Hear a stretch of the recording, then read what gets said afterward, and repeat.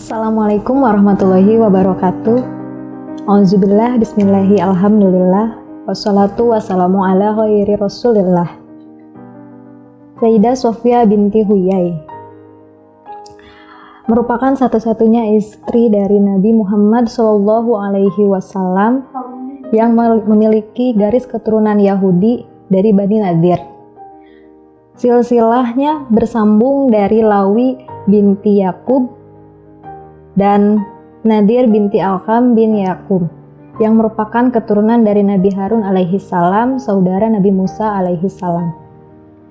Saat Safiyah masih kecil, beliau dirawat dan diasuh oleh ayahnya dan pamannya Abu Yasir dengan penuh perhatian. Abu Yasir sendiri ialah pemimpin dari kabilah Bani Nadir dan terhitung sebagai pembesar di Madinah, sehingga membuat Safiyah menjadi seorang wanita yang paling disayangi juga dikasihi. Istri dari Huyai bin Akhtab atau ibunda dari Sofiyah binti Huyai bernama Bara, yang merupakan putri dari Samuil dan adik dari Rifa'as bin Samuil, yang merupakan pemimpin dari suku Huraizah Yahudi.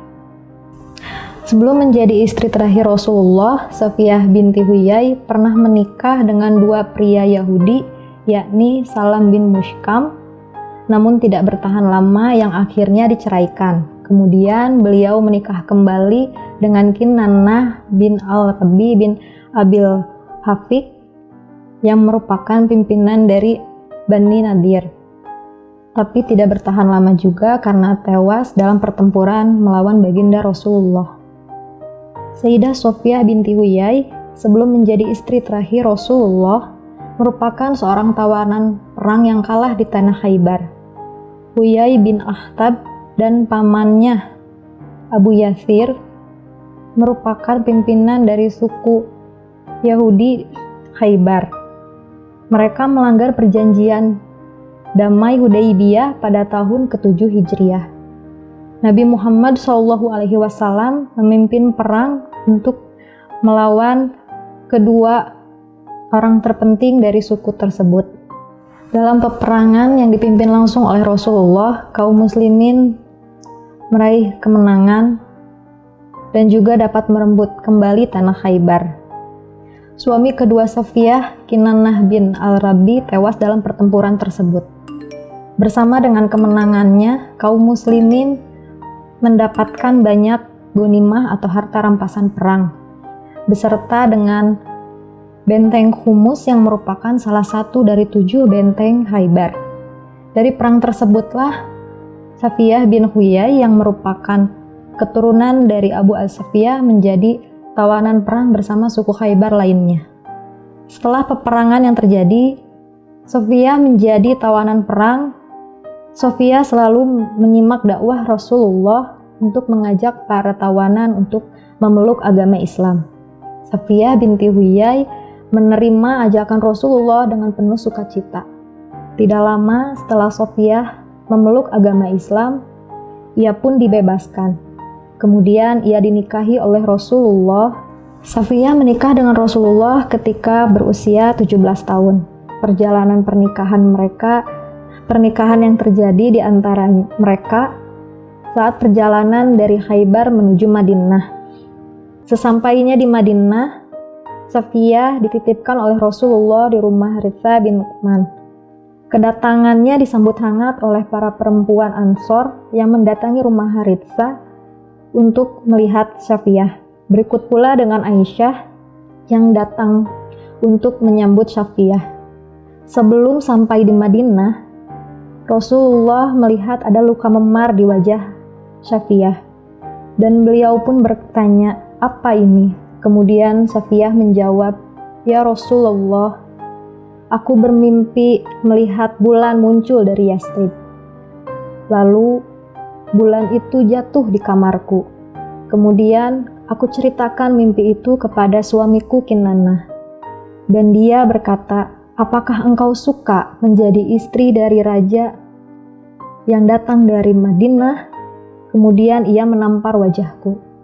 Kepribadian dari Safiyah binti Huyai merupakan salah satu perempuan yang cantik, berbudi luhur, cerdas, bijaksana, dan sabar. Di riwayat lain mengatakan, saat hendak meninggalkan Khaybar, Rasulullah membantu Safiyah untuk menunggangi untanya dengan menjadikan pahanya sebagai pijakan kaki Safiyah.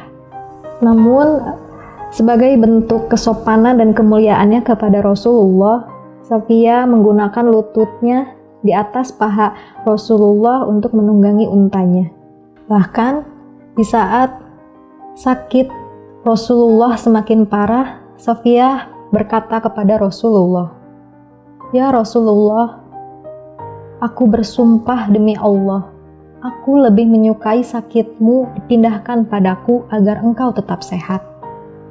Hubungan antara Safiyah binti Huyai dengan istri Nabi yang lainnya, dalam riwayat Safiyah binti Huyai dikatakan ada beberapa istri Rasulullah yang mengganggu Safiyah.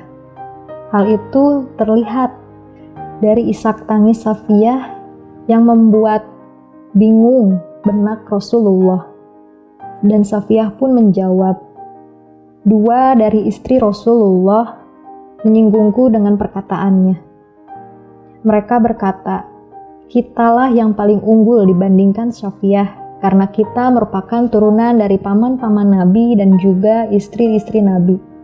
Namun hal itu diredakan oleh Rasulullah, dan Rasulullah berkata kepada Safiyah, "Mengapa engkau tidak mengatakan kepada mereka bahwa ayahmu adalah Harun, pamanmu adalah Musa, dan suamimu lah adalah Muhammad?"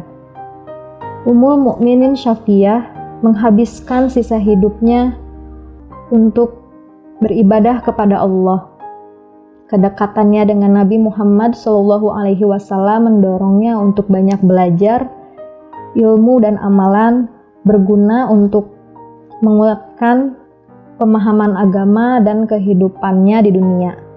Safiyah meneguk air wahyu murni dari sumbernya langsung. Ia mempelajari dengan tekun, menghafal sebagian besar ayat-ayat Al-Quran, dan meriwayatkan sunnah-sunnah Nabi kepada wanita-wanita yang ada di sekitarnya. Sayyidah Safiyah binti Huyai hidup selama 40 tahun setelah Rasulullah wafat. Beliau mengalami pemerintahan 4 Khulafaur Rasyidin seutuhnya. Pada tahun 50 Hijriah, Safiyah binti Huyai menghembuskan nafas terakhirnya dan menghadap Sang Khalik dengan hati puas dan senang, karena sebelum Rasulullah wafat, ia merupakan salah satu dari orang yang diridhoi olehnya. Safiyah meninggalkan kita setelah menempatkan dirinya sebagai contoh dan teladan yang baik bagi setiap wanita sampai akhir kiamat. Itulah kisah dari Sayyidah Safiyah binti Huyai. Semoga kita dapat memetik hikmahnya dari kisah tersebut. Sekian, wabillahi taufiq wal hidayah. Wassalamualaikum warahmatullahi wabarakatuh.